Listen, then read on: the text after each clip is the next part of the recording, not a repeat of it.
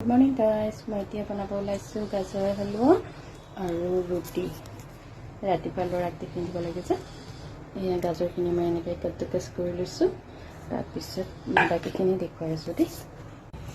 এয়া মোৰ কেৰাহী গৰম হৈছে, এতিয়া মই দিছোঁ ঘি। মই ঘি দিছোঁ।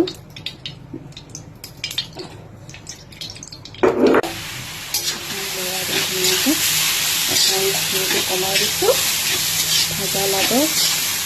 তাৰপিছত বাকী সামগ্ৰী ইয়াতে দিম দেই। গাজৰ কিছুমান ঘি দিছোঁ, এইখিনি ভাজা লাগক। তাৰপিছত মই গাখীৰ দিম, গাখীৰ আৰু চেনি দিম দেই। আগতে চেনি, গাজৰখিনি ভাজা লাগিছে, এতিয়া মই চেনি দি দিলোঁ। মিঠা নহ'লে একো নাখাব নহয় পোৱালীয়ে।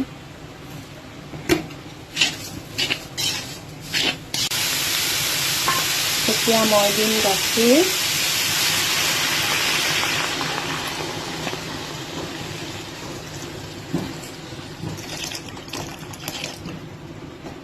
মোৰ নাস্তা ৰেডি হৈ গ'ল। এয়া হ'ল গাজৰৰ হালৱা, ল'ৰাক টিফিনতো দিম, আমিও খাম।